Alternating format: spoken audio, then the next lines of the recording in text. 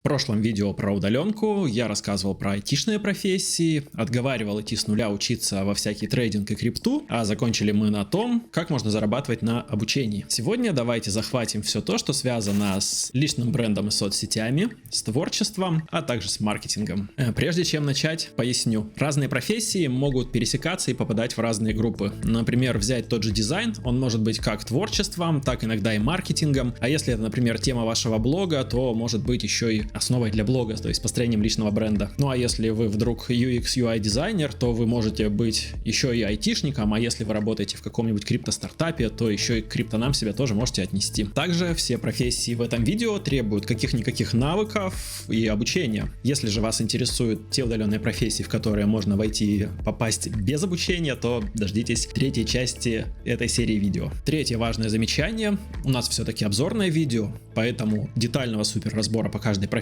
не будет, но если что-то вас прям очень интересует, обязательно задавайте вопросы в комментарии, будем разбирать какую-то специальность, возможно, подробнее. Ну и последнее, четвертое важное замечание, прежде чем начать. Мы в этом видео не будем давать какую-то развертку по зарплатам, так как при исследовании оказалось, что все они разбросаны в интервале от 30 и там до 300 тысяч рублей. И по сути эти цифры ничего не скажут вам, как человеку, который только интересуется профессией. Если вы куда-то хотите попасть, просто лучше погуглите конкретную профессию, посмотрите вакансии на каких-нибудь сайтах, где они размещаются, и это даст вам более явную картину того, на что можно претендовать, придя, например, с каких-нибудь условных курсов, осваивать профессию с нуля. Кроме этого, чтобы много раз не повторяться, также упомяну несколько навыков, которые либо необходимы, либо будут очень полезны, по сути, во всех профессиях, о которых мы сегодня будем говорить. И, во-первых, это английский язык. Помимо возможностей, которые он вам открывает в плане поисков работодателя, он также открывает для вас возможности и в поисках контента, обучающих курсов, потому что на английском их гораздо больше, уровень качества и актуальности знаний многих из них выше, поэтому английский, если есть,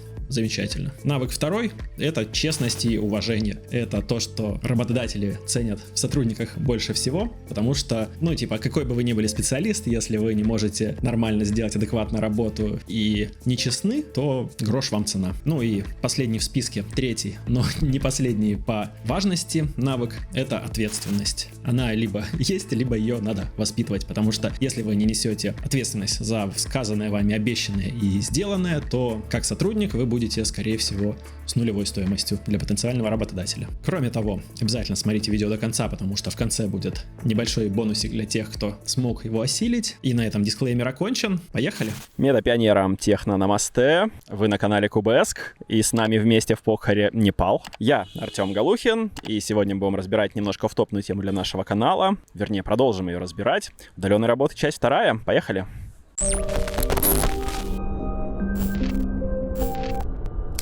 Итак, что же такое личный бренд? Личный бренд, по сути, это образ, который вы создаете о себе как о человеке и как о специалисте. Можно его также назвать медийностью или узнаваемостью. И если вы обладаете каким-никаким личным брендом, а также узнаваемостью, то, скорее всего, вы можете зарабатывать выше или гораздо выше ваших коллег по цеху. Если взять как пример того же Артемия Лебедева, то он построил себе имидж как дизайнер, создал дизайн-студию, и теперь, собственно, у него близких конкурентов-то, наверное, и нету, таких же популярных, по крайней мере. И тут стоит понимать, что личный бренд с потолка не падает, это долгая методичная работа по его выстраиванию, по наращиванию аудитории, по увеличению своего охвата. Бывают, конечно, наверное, счастливчики, которым несказанно повезло и все свалилось на голову, но это редкость, на это рассчитывать точно не стоит. Если же говорить о тех, кто шел поступательно, постепенно к своему успеху, то стоит понимать, что за этими историями часто скрывается не только методичный тяжелый труд, но и отчаяние, психи, когда руки опускаются целиком и полностью. Если вы выбираете для себя этот путь, просто стоит это понимать. Кроме этого, важно понимать и то, что желающих очень много, а успешных кейсов относительно всего этого количества желающих довольно мало. Поэтому стоит оценивать здраво риски и шансы. Раз уж мы с вами встретились на YouTube, то, во-первых, не забудьте поставить лайк, пока, вдохновляясь нашим видео, не убежали осваивать новую профессию. А во-вторых, YouTube как площадка для блогера или блогерства, она ничем не лучше, не хуже других подобных площадок. Взять, к примеру, тот же самый современный модный TikTok или олдскульные уже контакты Одноклассники. Просто так как мне ближе YouTube, то, что буду говорить дальше, я буду говорить в основном применительно к нему. Но можно все это зеркалить на все остальное. О, какая там красивая луна, кстати. Кому же подойдет блогерство? Да, в принципе, всем тем, кому оно может быть интересно. Или интересна какая-то тема, о которой вы вдохновленно можете рассказывать. Если взять пример тот же самый YouTube, то на нем что только не смотрят. Это и фановые какие-то видео, и познавательный контент, научпоп, и то, как из грязи и палок строят дома, и как люди едят, и все-все-все, что только можно себе представить, люди смотрят. Главное, что я тут хочу от себя сказать, это то, что стоит выбирать ту тему, которая вас вдохновляет, которая вам интересна, в которую вы готовы вкладывать свои силы. Потому что если пойти по пути гуглёшки актуальные темы 22-23 год для YouTube, то, может, вы и узнаете список этих тем, но никто вам не гарантирует, что они будут актуальными вечно. Это во-первых. А во-вторых, велик шанс того, что ваш энтузиазм пройдет быстрее, если тема вам не интересна. Если же, напротив, тема вам интересна, то велик шанс, что вы просто на одном вдохновении и на собственном увлечении сможете вывести блог до момента, когда он вдруг начнет вам приносить деньги, если вы рассматриваете его как вариант для заработка. Давайте разберемся, какие же скиллы будут полезны для блогера. Во-первых, стоит разбираться в своей теме. Даже если это просто какой-то развлекательный блог, значит, надо уметь развлекать. Во-вторых, в зависимости от площадки, важно уметь делать так, чтобы вас было интересно либо слышать, либо смотреть, либо читать. Ну и третий немаловажный навык, желательно бы уметь в маркетинг, потому что чем лучше вы ориентируетесь в рынке и в возможностях, которые он вам представляет для того, чтобы себя продвигать, тем выше вероятность того, что у вас получится стать популярным. В принципе, имея некоторый бюджет, можно часть этих скиллов делегировать кому-то за деньги. Но самый главный скилл — шарить в том, чем вы занимаетесь, скорее всего, сильно делегировать-то и не получится. Давайте разберемся, какие тут есть подводные камни. Если говорить конкретно про YouTube, то, во-первых, это тяжело, потому что требует много-много навыков. Особенно, если вы решите делать все самостоятельно. Нас, например, в команде трое. Я, собственно, выступаю говорящей головой, а также пишу часть сценариев и решаю технические вопросы типа выставить свет, настроить камеру. Лена, которая сидит за камерой, она является продюсером. Кроме этого, она пишет сценарии тоже, также редактирует мои сценарии и выстраивает все бизнес-процессы в команде. Есть у нас еще Даня, который занимается видеомонтажом. Он также разбавляет своими искрометными шутками все наше повествование. Я пошутил. Или нет? И стоит понимать, что у нас довольно простые ролики. Что это такое? Холодильник?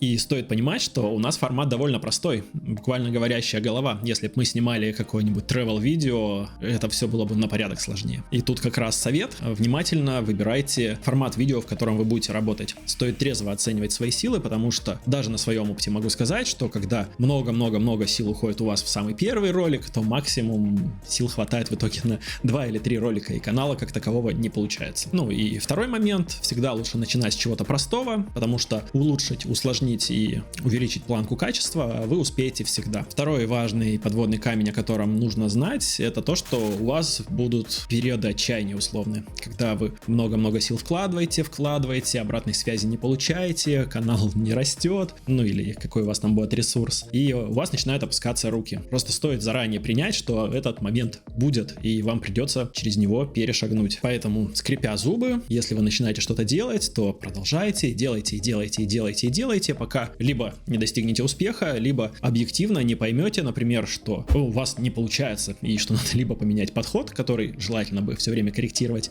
либо, может быть, сменить направление, может, это буквально не ваше. Хотя я думаю, что это маловероятно. Вообще, любой успех — это на 90% старания и на 10% удачи. И вообще есть такое понятие, что типа успех — это то место, где удачный случай встречается с вашей подготовкой. То есть, чем вы более подготовлены, тем вы проще видите успешные возможности и имеете все навыки, чтобы их использовать. Как же можно зарабатывать, например, на YouTube-канале? Вообще, YouTube, как и другие соцсети, сделал бизнес уже не одной сотни или тысячи человек. И не всегда для этого нужно прям какую-то большую аудиторию иметь, тысячи, сотни тысяч подписчиков. Например, я видел канал человека, который занимается разработкой парсеров или что-то, или чем-то подобным. И вот он замечательные вещи говорил в своем видосе, что не стесняйтесь, не бойтесь снимать о том, что вы делаете, потому что у него, например, на канале первые клиенты клиенты на его услуги пришли буквально там на 8-й сотне подписчиков. Таких кейсов много, но не один такой. Не исключено, знаете, что и самый первый ваш подписчик на канале окажется вашим клиентом, если вы зарабатываете не на самом канале и не на рекламе на нем, а на чем-то другом. И выстраиваете, например, свой личный бренд через соцсети. Но если же мы говорим о монетизации именно блога или канала, то здесь есть тоже несколько вариантов. Первый из них, самый очевидный, это монетизация количества просмотров. То есть сам YouTube платит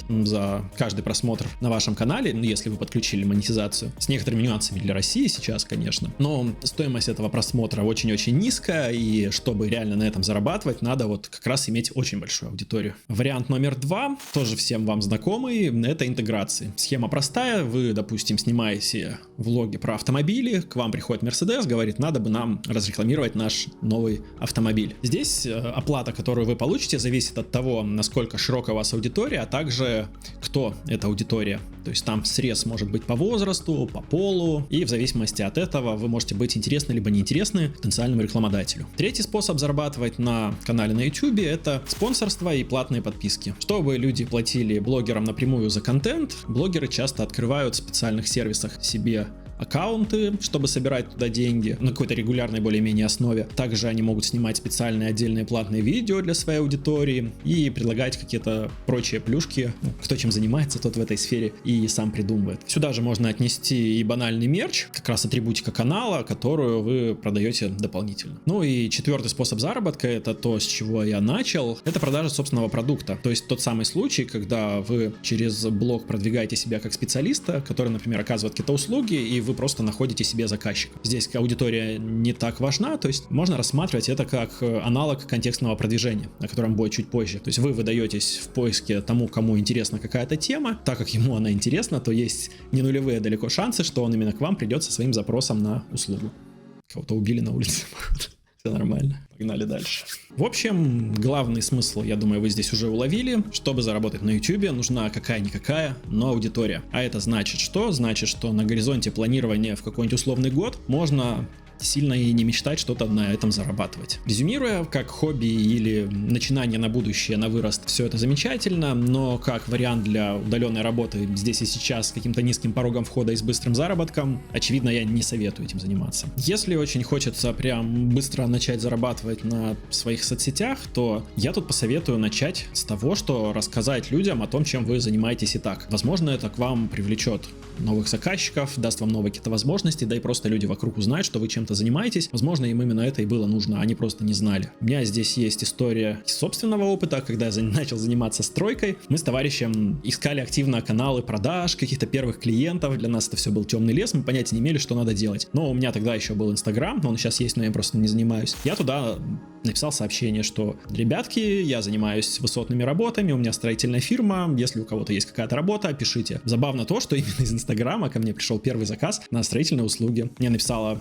подруга, которая сказала, что им нужен человек, который бы приехал и наклеил наклейку вместо старого их логотипа. Стоило это 5000, но и это был единственный заказ за первый год работы моей фирмы, официальный. Зато это дало понимание того, что такое вообще заказ, как составить бумаги, все правильно сделать, завершить, получить деньги, как их вывести. Ну, в общем, вы поняли. Все началось просто с одного поста в Инстаграм. Поэтому в противовес тому, что я не советую рассматривать соцсети как вариант для быстрого заработка, могу сказать, что недооценивать их тоже не стоит, потому что это все-таки инструмент для взаимодействия с большим количеством людей. Особенно если вы, например, планируете заниматься каким-нибудь обучением, о котором мы говорили в прошлом видео, то соцсети для вас просто как воздух. Поэтому не стесняйтесь, пишите посты, рассказывайте о том, чем вы занимаетесь.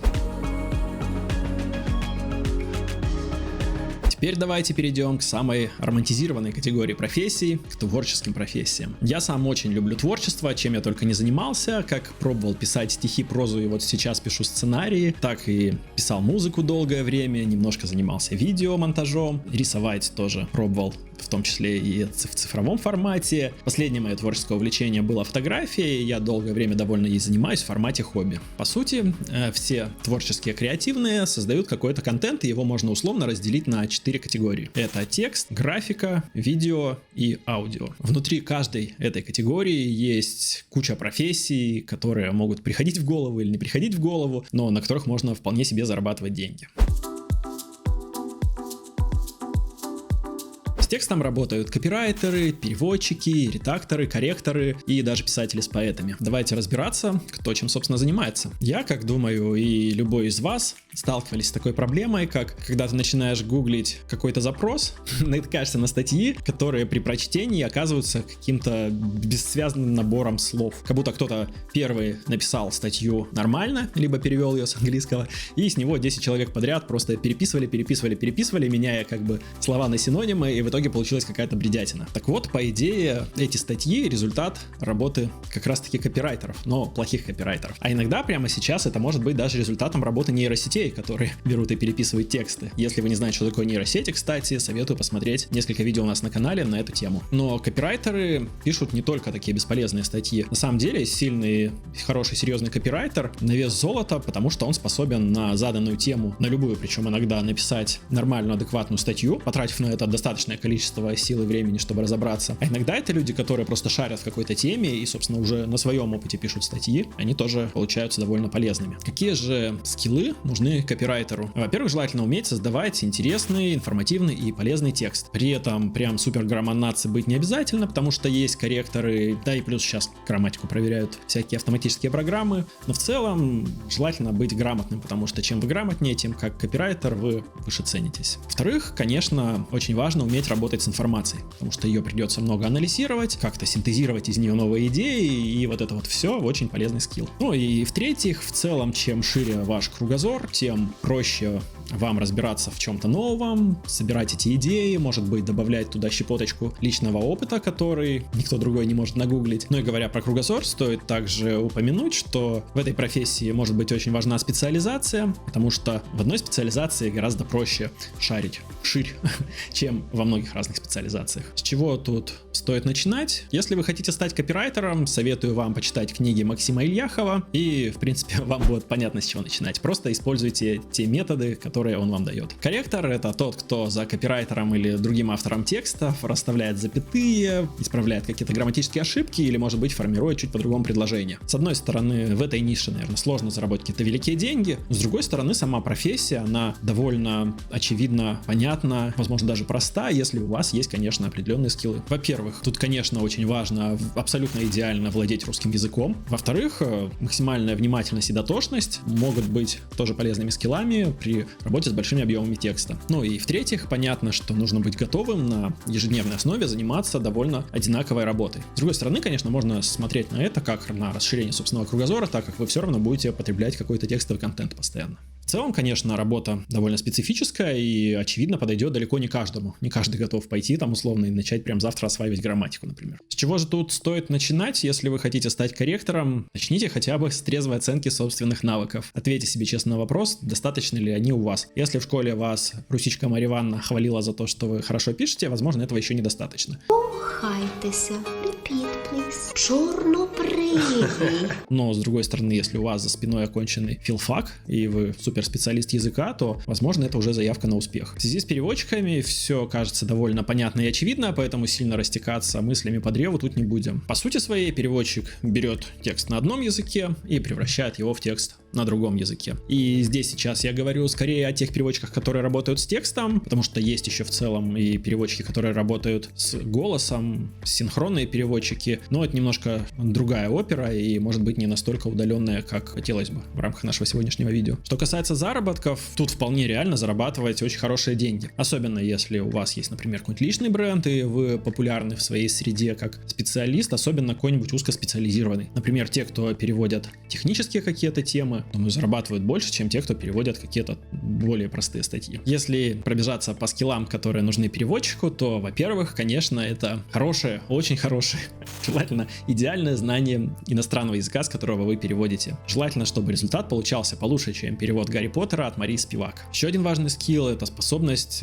легко, быстро погрузиться в контекст, в тему и в предметную область. Например, я хочу написать условную книгу про программирование и буду писать ее на русском, а публиковать хочу, например, на английском. И от переводчика здесь требуется не только перевести какой-то общий смысл, но и не потеряться в терминологии. А психическая устойчивость зачем переводчику? И закончим на таком замечательном скилле, как внимательность и способность долго, усердно заниматься чем-то тоже однообразным. Если вы хотите стать переводчиком, переводчиком и думаете, с чего начать, то проще всего для начала проверить хотя бы свой уровень владения языком. Для этого есть всевозможные сервисы, системы оценки языка, курсы, можно пройти что-то такое. И если вы понимаете, что ваш уровень довольно хорош, то можно уже заняться поиском заказов. Говоря о текстах, есть еще такая кондовая олдскульная история, как написать собственную книгу. Конечно, это работа с текстовым контентом, и на ней даже можно заработать деньги, но думаю, что это немножко все-таки борщ в контексте удаленных профессий с простым и понятным входом. Но если вы специалист по работе с текстом, то стоит иметь в голове эту возможность. Хотя иногда стоит ее иметь в голове, и даже если вы не специализируетесь на текстах. Потому что книжка, как ничто другое, может придать вес вашему слову как специалиста. Как же конкретно можно зарабатывать и где искать заказы тем специалистам, которые работают с текстом? На самом деле ресурсов для поиска подобной работы более чем достаточно. Это могут быть как различные фрилансерские биржи или сайты, так и тематические форумы. Для переводчиков можно посоветовать посотрудничать с различными бюро переводов. Для копирайтеров и писателей можно посоветовать различные текстовые площадки типа Zen, Medium, Picaboo, Forchan.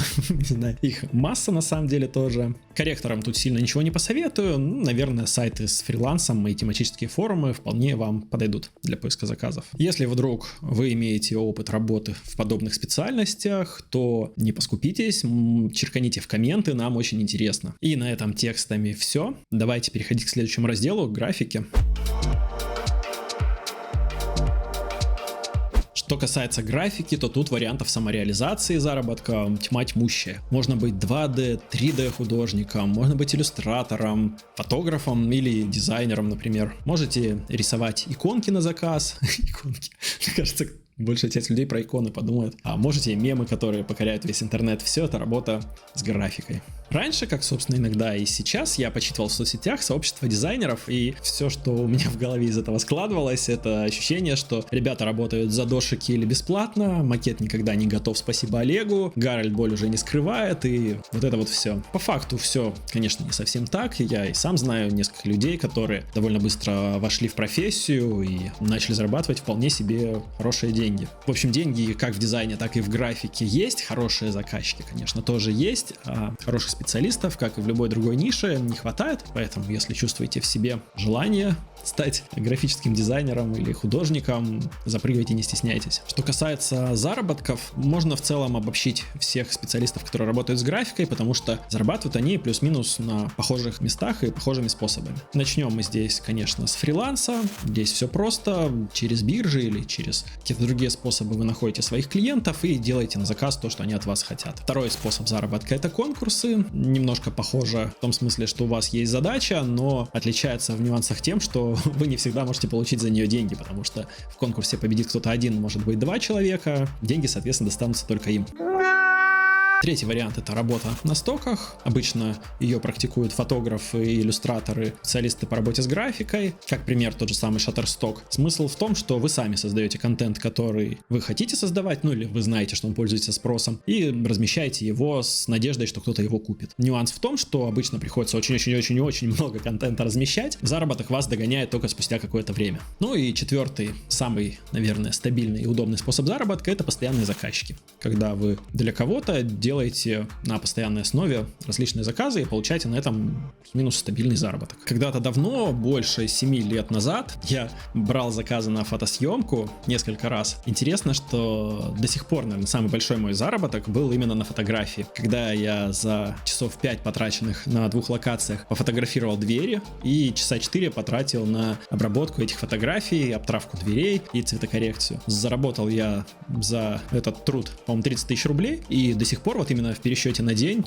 у меня, по-моему, больше заработков так и не было. Хорошо бы, конечно, каждый день так зарабатывать, но, к сожалению, для фотографов реальность немножко суровее. Я надеюсь, что планки по ценам все-таки подросли с тех бородатых времен, но тогда на фотографии зарабатывать было довольно сложно. Если вы хотите стать фотографом, какие скиллы вам желательно иметь? Начнем тут не столько со скилла, сколько с фотоаппарата, потому что обойтись каким-нибудь айфоном условным у вас здесь не получится, потому что все-таки нужен хороший фотоаппарат, желательно зеркальный или современный беззеркальный со сменной оптикой. Он должен обладать хорошей матрицей, чтобы на выходе у вас получались качественные фотографии, которые можно печатать в высоком разрешении, размере. Потому что если кто-то вам платит, вы не отмажетесь тем, что снимать можно красиво и на телефон. Конечно, если только вы не снимаете конкретно контент для соцсетей, например, для того же Инстаграма. Туда большого супер разрешения размера фотографий все равно и не засунешь. А второй скилл можно обобщить все вот эти вот тонкости, нюансы, знания, связанные с фотографией. Вам все-таки надо разбираться в предметной области. Это может быть как композиция, так и работа со светом, работа с цветом, выстраивание экспозиции, просто настройки фотоаппарата, выставление правильных, ну и вот это вот все. Третий скилл я бы обозначил как увлеченность чем-либо в дополнение к фотографии. Я тут имею в виду, что хорошему бы нужно на чем-то специализироваться и желательно увлекаться тем, на чем вы специализируетесь. Например, чтобы быть хорошим портретным фотографом, нужно любить людей, любить общаться с людьми, наверное, быть каким-то эмпатичным и замечать в них какие-то детали. Напротив, если вы любите автомобили, то, наверное, у вас лучше получится фотографировать их, или, может, вы пейзажный фотограф, тревел-фотограф, соответственно, у вас может быть своя сфера интереса и свой способ применения фотографии в ней. С чего начать, если вы решили стать фотографом? Да, начните с того, что соберите портфолио. Выберите из своих снимков самые лучшие, разместите их на какой-нибудь доске типа Behance или на прочих, может быть, фрилансерских каких-то сервисах. Можете собрать сайт, используя ту же самую Тильду или Notion, чтобы ввести, например, на него рекламу. 2D-художник и иллюстратор — это замечательные тоже профессии для удаленной работы. До сих пор не менее востребована, может быть, и более векторная графика, растровая графика, а также инфографика и элементарные иллюстрации. Самый необычный пример специализации художников, который мне тут доводилось слышать, это отрисовка взаимоотношений между разными виртуальными персонажами. То есть есть люди, которые много времени проводят в интернете, у них там есть свои аватары, которые могут быть разными там мультяшными персонажами. Есть художники, которые рисуют им свадьбы, совместные фоточки а-ля брачную ночь и все такое прочее. Ну, в общем, вы меня понимаете. Какими скиллами здесь важно обладать? Во-первых, конечно, это умение рисовать. Ну, если не умеете, конечно, есть всякие разные курсы, где ваш навык могут подтянуть. Говно ты, а не художник. Во-вторых, желательно бы знать инструменты. Это могут быть как цифровые инструменты, типа иллюстратора или фотошопа для векторной и растровой графики, соответственно, так и аналоговые. Масса художников до сих пор пишут на холсте маслом с кистями, например, либо могут рисовать карандашом графику. Некоторые из них это все потом оцифровывают и также замечательно продают. Ну и третий скилл, как и для любых, наверное, творческих специальностей, это насмотренность, вкус и вот это вот все. Вообще, если рассматривать шире, то, как и к любым другим специальностям, здесь можно приписать еще скиллов типа умение работать с заказчиком, нормально контактировать, уметь собирать требования, техзадания, уметь все это понимать и давать результат, который ожидает заказчик. Но здесь и далее я не буду эти скиллы повторять в разрезе каждой специальности. С чего стоит начать, если вы решили стать художником условно с нуля? После того, как вы освоите свой инструмент, выберите и освоите, найдите в интернете какие-нибудь картинки, которые вас вдохновят, начните, например, со срисовывания их и дальше вырабатывайте потихоньку свой стиль, свои подходы. Многие программы используют сейчас нейросети для того, чтобы помочь вам рисовать более аккуратно, а некоторые художники используют нейросети для того, чтобы генерировать картинки и дорисовывать их потом самостоятельно. Если вам интересна эта тема, кстати, у нас на канале есть замечательное видео про использование нейросетей в профессиях. Нет, не профессиях, в творчестве.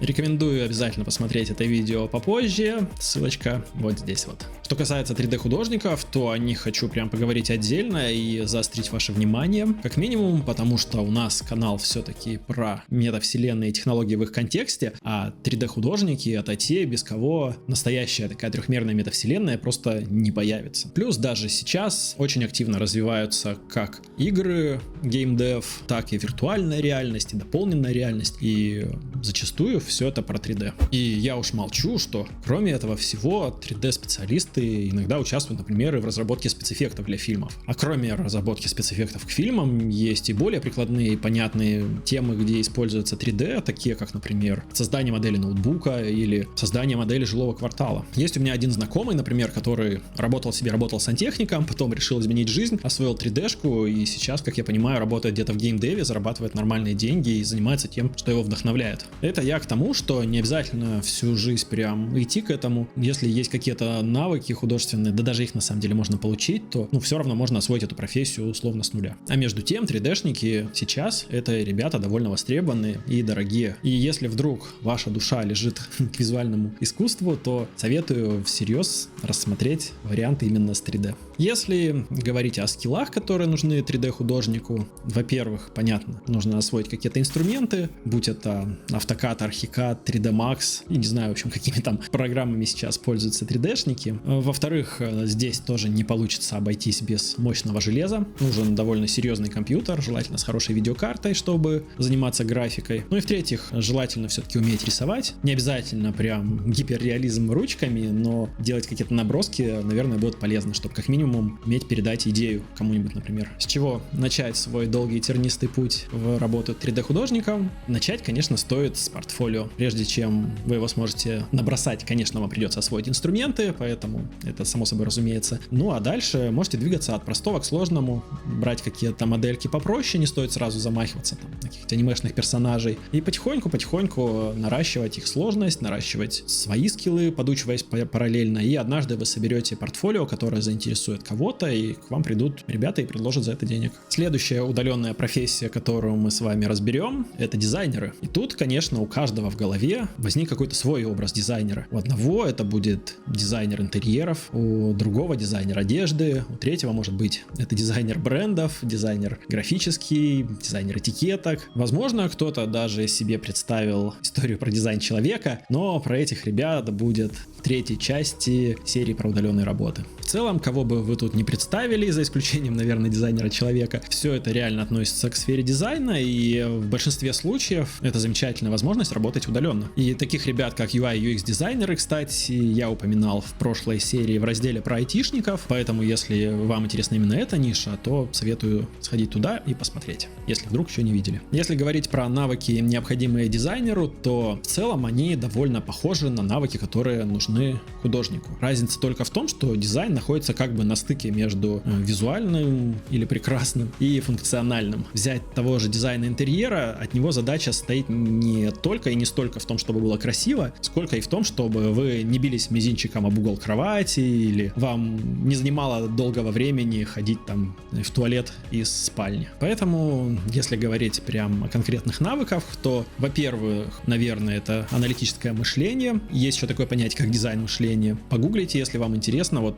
это прям must-have skill. Второй очень важный навык, так как это работа с заказчиком, то здесь очень четко стоит понимать задачу и цель, и уметь иногда с заказчиком прийти к этой цели, потому что иногда кому-то может казаться, что им надо поменять картинку в группе ВКонтакте, а оказывается, что им нужно поменять целиком всю стратегию своего позиционирования, маркетинга, и дизайнер, понятно, не за все это отвечает. Ну и понятно, дизайнеру нужно обладать всеми теми навыками, которые были упомянуты применительно к художникам. Это и вкус, и умение рисовать, желательно бы тоже. И, конечно, насмотренность. Для них это прям еще важнее, чем для художников. Потому что дизайнер — это человек, который собирает всю информацию об окружающем мире и превращает ее в какой-то продукт на выходе. С чего же стоит начать, если вы решили стать дизайнером? Выберите специализацию. Вряд ли у вас получится одинаково успешно заниматься и дизайном упаковки там для пакета молока, и каким-нибудь дизайном уровней в геймдеве. В целом же, если вдруг тема дизайна вам прям очень-очень интересна и вы хотите по ней отдельное видео, у нас здесь очень много есть что сказать, просто пишите ваш запрос в комментарии. Снимем специально для вас отдельную серию.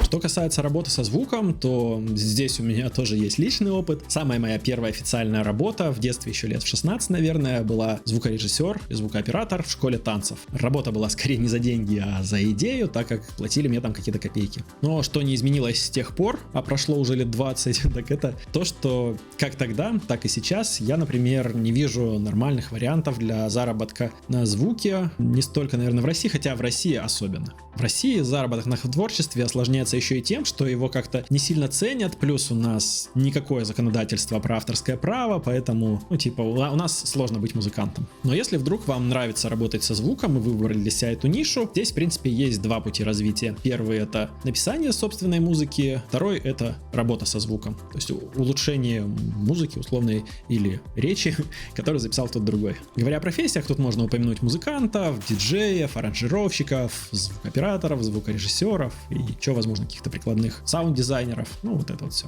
Первое, что приходит в голову, это сервисы а-ля iCloud или Epidemic Sound. Первый больше в случае, если вы прям пишете музыку альбомами и продаете ее, кто-то ее слушает. Второе больше подходит, например, для продажи какой-то более такой технической музыки. У нас, например, музыка на канале частично написана мной когда-то в детстве, а частично она как раз с сервиса Epidemic Sound. Там же, кстати, можно продавать даже не только музыку, сколько и звук. То есть вы записали звук открывающей и закрывающейся двери и можете даже его продавать. Есть также целая специализация записи сэмплов. То есть вам нравится, например, делать сэмплы, не писать целые большие законченные предложения, вы можете продавать сэмпл-паки или сэмплы отдельно. Второй вариант — это работа на лейблы или на других музыкантов. То есть вы можете писать музыку по заказу кого-то. Причем как под своим авторством, так и можете выступать а-ля гоустрайтером, кем-то, кто пишет биты там для какого-нибудь рэпера, а сам остается в тени. Ну и третий способ заработка — это всякие биржи, форумы и сервисы, где заказчики ищут для себя музыкантов, аранжировщиков и прочих специалистов по работе со звуком. Что касается создания собственной музыки, то это довольно такая романтизированная, манящая история, потому что казалось бы, что стоит стать популярным, и вы будете жить жизнью рок-звезды и популярного музыканта. Другой вопрос в том, что даже если вы завтра пойдете и запишете собственный альбом, большой вопрос в том, будут ли его покупать, кто его будет покупать и в каком количестве. То есть история про становление популярным артистом, популярным музыкантом — это все-таки долгая история. Это не очень похоже на быстрый вход в удаленную профессию. Если очень нравится процесс и вас вдохновляет творчество, связанное с музыкой, тут я бы скорее советовал рассматривать это как хобби, по крайней мере, на какое-то первое время, пока не получится выйти, стать популярным, например. Ну и стоит также упомянуть, что если вы решили стать каким-то супер популярным и успешным, то не менее важным, чем вопрос, собственно, качества того, что вы делаете, продукта, является и вопрос вашего собственного продвижения. А это и построение личного бренда, о котором мы говорили в самом-самом начале. Если взять пример того же самого Моргенштерна, который внезапно стал супер-супер-пупер популярным,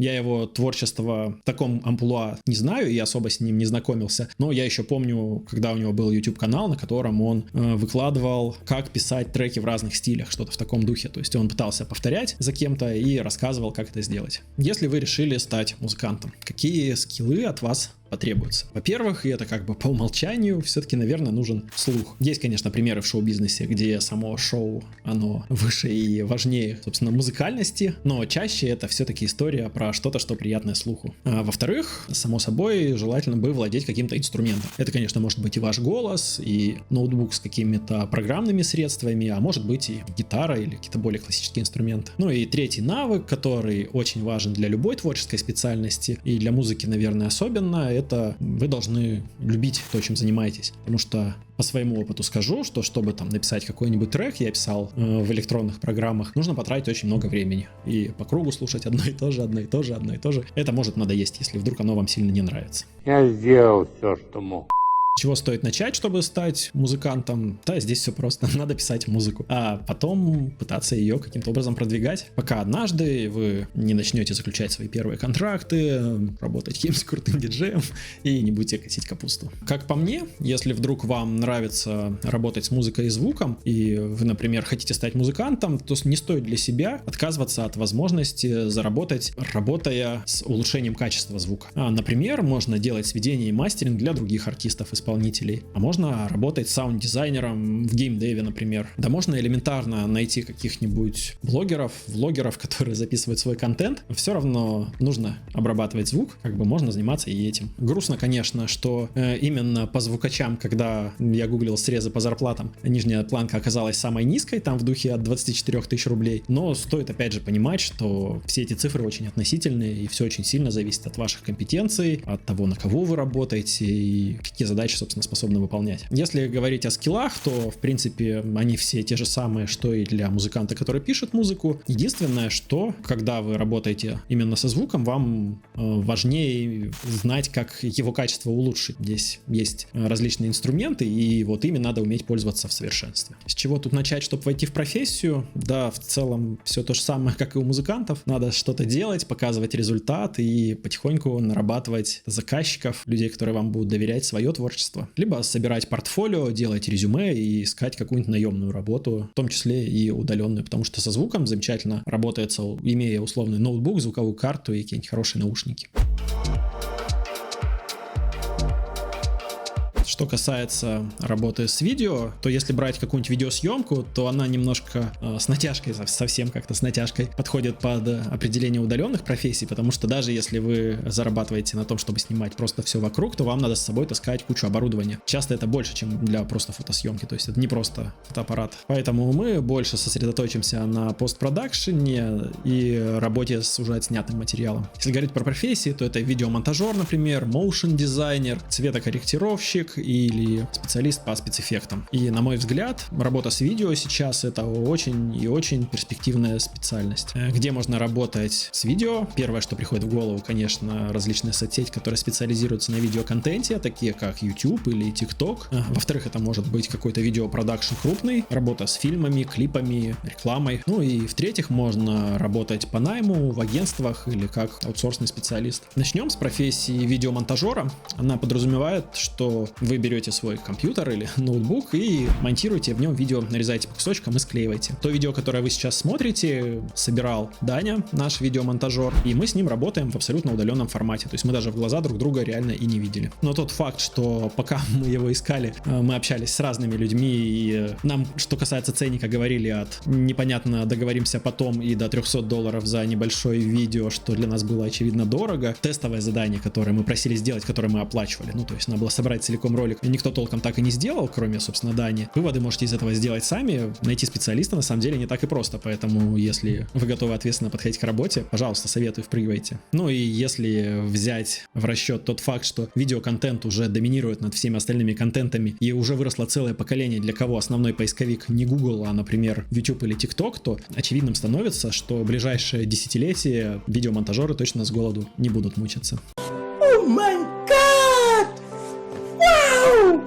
Если говорить о скиллах, которые важны для видеомонтажера, то, во-первых, наверное, нужно быть гибким, то есть не обязательно уметь работать только в формате, когда у вас посекундно выверенный материал, и вы вот четко-четко по сценарию склеиваете, шаг влево, шаг вправо. Если вы более с творческим подходом можете это делать, то цена вам выше, и спрос на вас тоже будет выше. Второй скилл вдогонку, желательно все-таки быть творческим, потому что работа подразумевает творческий подход. Если вы можете разбавить видео какими-то своими фишечками, вставить, может, какие-то шуточки, мемы, как это сейчас очень популярно, то, соответственно, вы будете также более востребованы. Ну и третье, конечно, желательно иметь технику, то есть какой-то компьютер, машину для работы с видео. Она тоже должна быть довольно мощной, потому что нет ничего печальнее, и опять же, это на своем опыте когда-то проходил, чем слабый компьютер, когда вы пытаетесь работать с видео. У вас элементарно даже превью в экране будет тормозить, потом это будет рендериться какими-то сутками и падать с ошибками. Ну, в общем, испортит вам вообще все желание продолжать этим заниматься. Ну и разумеется, здесь, как и во всех творческих профессиях, которые мы сегодня разбираем, очень важны насмотренность, вкус, кругозор. Вообще для любого творческого человека это все очень важно. С чего стоит начинать, если вы решили стать видеомонтажером? Попробуйте что-нибудь смонтировать. Это может быть эпичная драка со свадьбы друзей, может быть, вы возьмете каких-то футажей из интернета и склеите из них видос, может, возьмете любимое аниме и сделаете нарезочку под музыку. Все что угодно сойдет для первого опыта. Заодно, может быть, вы будете собирать себе тем самым первое портфолио. Дальше все как и везде, ищите своих заказчиков, показывая им то, что вы, собственно, умеете. Motion дизайн, CG, компьютерную графику или VFX, специалистов по видеоэффектам я сильно разбирать не буду.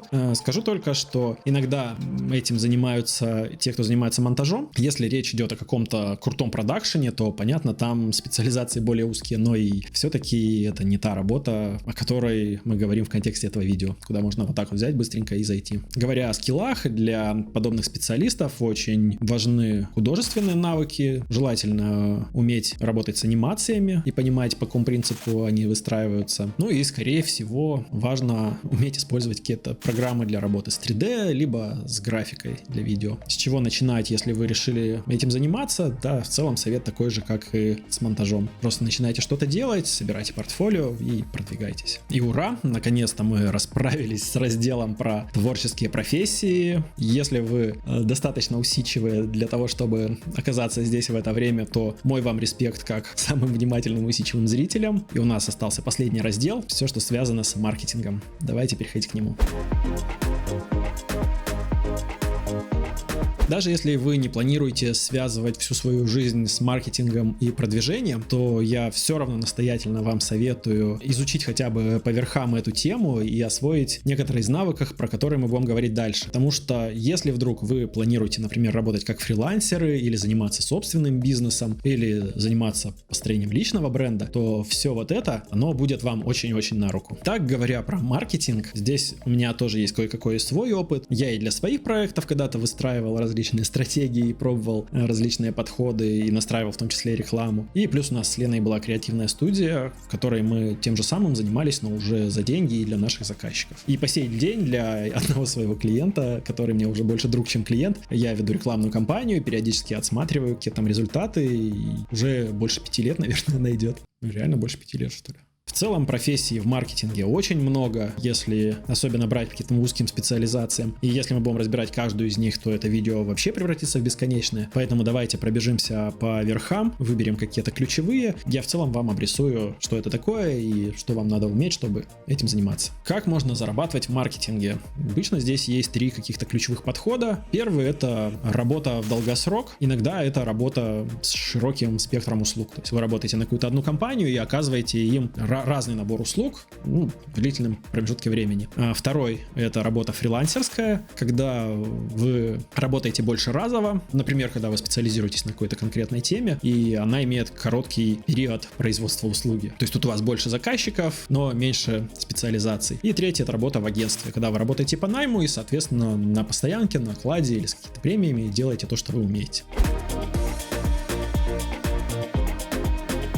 Начнем с профессии маркетолога, и это тот человек, который выстраивает всю стратегию продаж компании. Он исследует рынки, изучает тренды, придумывает именно рекламные стратегии, также может работать с продвижением и с пиаром. В целом это скорее даже ниша, которая объединяет в себя множество разных более узкоспециализированных профессий, но для простоты мы сейчас объединим это все в понятие маркетолога. Главное здесь то, что именно этот человек обычно отвечает за то, насколько успешна компания, насколько она активно развивается. Именно от него зависит, растут продажи или падают, насколько успешной получается реклама и какие выводы вы можете из этого сделать. Навскидку, чтобы понимать, кто такие маркетологи, можно вспомнить пример из недавнего прошлого с рекламной кампанией Рибака, где они предлагали женщинам пересесть на мужское лицо с иглы одобрения, и какой взрыв вообще и эффект это все вызвало. Те ребята, которые ответственны за принятие решений по этой рекламной кампании, собственно, это и есть маркетологи. Если пытаться выделять какие-то профессии, то это может быть сам маркетолог, перформанс-маркетолог, бренд-менеджер, пиар-специалист и много-много других профессий. Какие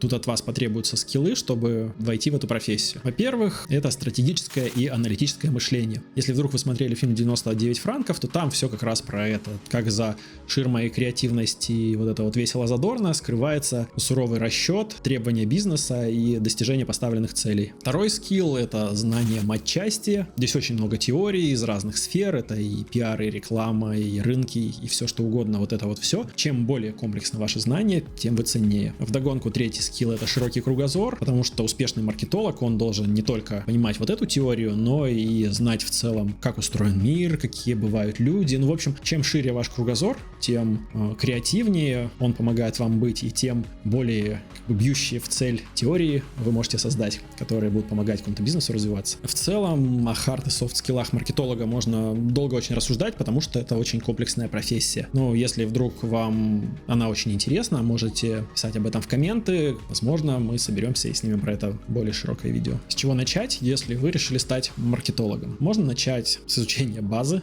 Это база. Это база. Это могут быть как книги о Гилве и компании или книги Игоря Мана. Они дадут вам основное какое-то понимание профессии. Важно тут упомянуть и о том, что сама ниша, она была на хайпе некоторое время назад. Она, так как является довольно денежной и востребованной, вокруг нее вилось много инфо-цыган, поэтому очень много там будет контента некачественного, поэтому стоит фильтровать. Чтобы отфильтровать мух от котлет, здесь, как всегда, стоит включать аналитический склад своего ума и хотя бы погуглить вообще, кто есть автор, что он там реально достиг. То есть просто он вам рассказывает о том, что он зарабатывает по $120 миллионов в день, или на самом деле у него есть какие-то подтвержденные результаты. Если вы не видите себя в творческих профессиях, не хотите становиться супертехнарем, при этом вам интересно, как работает рекламный рынок, и, возможно, вы однажды хотите заняться своим бизнесом, то welcome, вам прямая дорога в рекламу. Если в общих чертах, то интернет-реклама бывает контекстной, таргетированной, медийной, и как часть медийной можно отнести видеорекламу. Начнем с таргетированной рекламы. Это показ рекламы какой-то определенной аудитории. В целом это история про соцсети скорее, потому что там есть инструменты для выделения целевой аудитории не только по полу, возрасту условно, но и по интересам, семейному положению, например, и по еще куче параметров. Иногда таргетированную рекламу относят к SMM. Второй тип рекламы — контекстная реклама. По сути, это означает, что вы отталкиваетесь от контекста или от поисковых запросов вашей целевой аудитории. Поэтому это реклама в поисковиках, по каким-то ключевым запросам, словам, вот это вот все. Третья группа рекламы — это медийная реклама. Это такая более массивная реклама про то, как размещать различные вот эти вот баннеры на сайтах, поисковиках и везде, просто чтобы поливать пользователей массированно. Такую рекламу обычно используют, чтобы увеличить охват какого-то бренда, особенно если этот бренд производит какую-то популярную продукцию, которой все пользуются. Четвертая реклама, которую мы упомянули, это видеореклама. Вы все ее прекрасно видите на YouTube и на каких-то других сервисах, где размещается всякое видео. В наших реалиях это очень эффективная реклама, ну и работает она по такому же принципу, как и медийная реклама. То есть, чем больше у нее показов, тем больше охвата и тем больше влияния рекламы или бренда. Вообще говоря про рекламу, в современных реалиях с ней работать стало как бы все сильно по-другому и немножко посложнее, потому что, во-первых, часть рекламных инструментов ушла из России условно. Тот же Google теперь не очень-то работает. Instagram и Facebook, они вообще стали террористическими организациями запрещенными, и чего недоброго, купите там рекламу, окажетесь спонсорами терроризма. Плюс до кучи вышел закон, который теперь обязывает везде указывать заказчика рекламы, ну и как бы тут надо держать руку на пульсе и постоянно отслеживать, что происходит. Что касается навыков, на мой взгляд, вход в профессию в качестве фрилансера на каком-то базовом уровне не требует прям суперсложных навыков и довольно прост в освоении. Первый скилл и самый основополагающий — это инструментарий и база. То есть надо как минимум знать те площадки, на которых вы собираетесь настраивать рекламу и как эту рекламу там настраивать. Во-вторых, желательно бы разбираться в бизнесе. Это, конечно, все можно нарастить, но в целом, чем вы комплекснее понимаете задачи бизнеса и цели, которые он ставит, как бы заказывая у вас рекламу, тем больших результатов вы сможете добиться. И третий очень важный навык — это умение в аналитику, потому что вся суть рекламы — это построение гипотез, запуск рекламной кампании и оценка успешности или неуспешности гипотезы и рекламной кампании. И вот это вот циклы все повторяются и повторяются. С чего начать, чтобы войти в профессию? В целом, как я уже и сказал, начать надо с того, чтобы разобраться вообще, какая из реклам вам интереснее, какие инструменты вам понадобятся, и потихоньку начать их осваивать. От себя небольшой добавлю лайфхак, что если вы решите заниматься рекламой, старайтесь работать с заказчиком на долгосрок. То есть много кто хочет в духе заплатить денег, получить рекламу и типа отвалите, но часто такая реклама оказывается неэффективной, потому что нужно ее анализировать и улучшать постоянно. И также для вас просто наличие постоянных заказчиков значит, что вы постоянно получаете деньги. И давайте разберем довольно хайповую профессию SMM-специалиста. Если вдруг ходить по ресторанам, бесплатно питаться там за постинг в соцсетях или получение каких-то товаров на бесплатной основе за рецензии и отзывы для вас звучит как работа мечты, то, возможно, профессия специалиста в сфере SMM — это именно для вас. Расшифровывается это как social media marketing или продажи через соцсети. Но продажи в данном случае звучит немножко упрощенно и обобщенно. Под SMM скорее понимают выстраивание имиджа бренда в соцсетях, работа с обратной связью, выстраивание и рекламных кампаний иногда, это и контент-менеджмент или постановка задач на создание контента. Вот это вот все, большой комплекс услуг, можно объединить в одно понятие SMM. Ну или иногда это делят на различные работы для различных специалистов. Какие скиллы нужны вам, если вы хотите стать SMM-щиком? Во-первых, это идеальное понимание площадки, на которой вы работаете, или площадок, если вы будете работать на разных. Желательно и самим ими пользоваться, и понимать вообще, зачем и как люди ими пользуются. Второй скилл: желательно бы уметь создавать виральный контент, то есть тот контент, которым люди будут охотно делиться с другими людьми, потому что весь SMM, по сути, это про вот именно это. Ну и третий скилл — это понимание целевой аудитории. Как бы одно дело продать продать деревообрабатывающий станок молодой мамочке, другое дело продать ей же развивающие игрушки для ее малыша.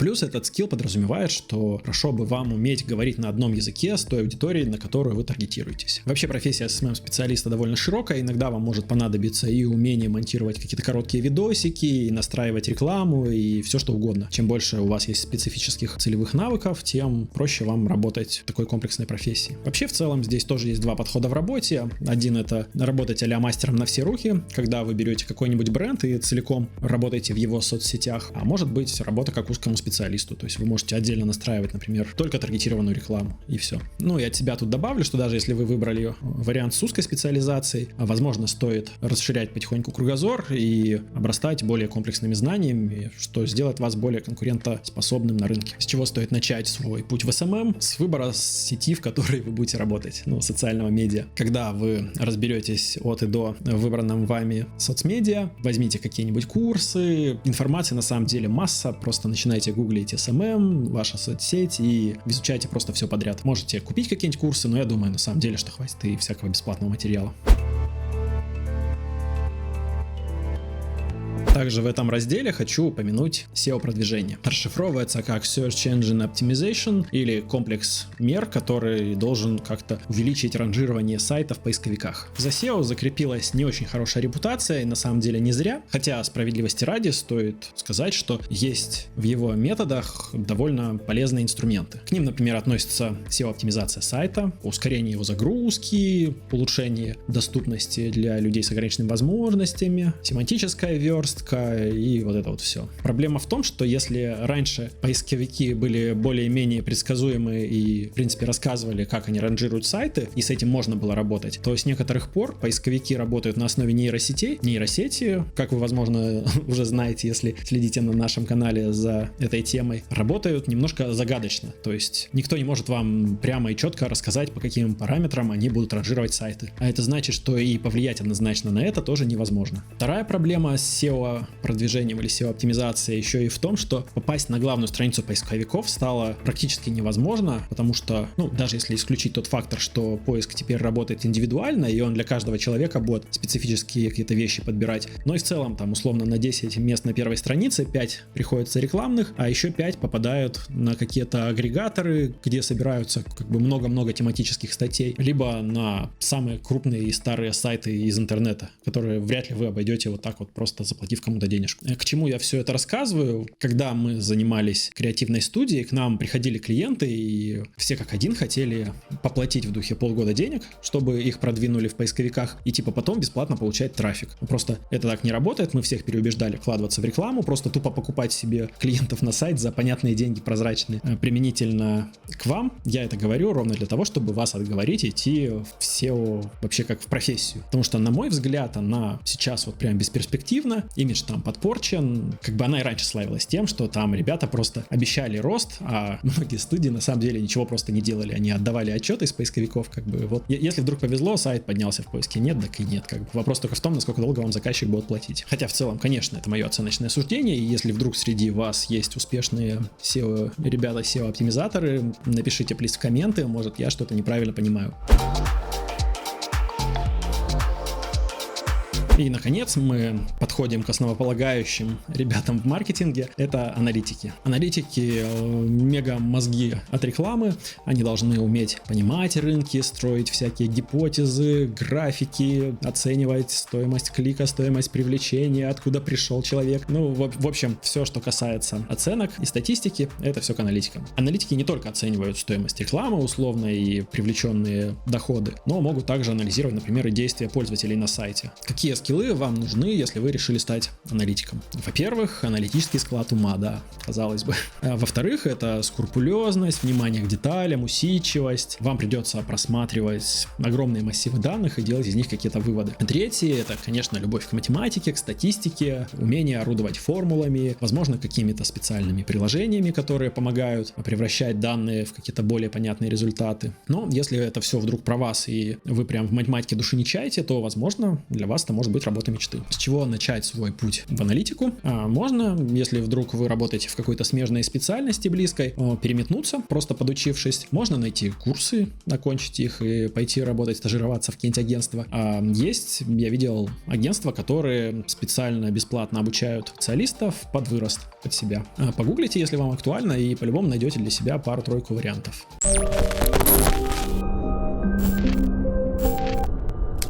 На этом с разделами и профессиями все. А теперь давайте перейдем к бонусу, который я обещал. И в качестве бонуса будет мой топ-1 рецепт успешного успеха. На самом деле этот рецепт или мысль довольно простой, настолько, что иногда кажется, что само собой разумеется. Но с другой стороны, я вот по себе могу судить, что с годами каждый раз, ловя какие-то инсайты, я его переосмысляю, досмысляю и принимаю. Во многом он мне самому помогает. Свести его можно к двум простым фразам. Первая — это «кто старается, у того получается», и вторая — это «всему свое время». На недавнем трекинге к Анапурне, для того, кто, как я до этого, не представляет, что это такое, расскажу. Там надо пройти где-то 80 километров по горам, постоянно поднимаясь, опускаясь и добираясь до высоты где-то там 400, по-моему. Я увидел огромное количество страдающих людей, которые шли из последних сил. Сам я шел тоже как зомби в какой-то момент. Когда на самой-самой первой лестнице я увидел несколько человек, которые выглядели как довольно опытные, но шли медленнее всех остальных, я решил тоже так попробовать. И оказалось, что это довольно замечательная стратегия, идти маленькими шажками, но методично, чем ломиться, как бы подыхать и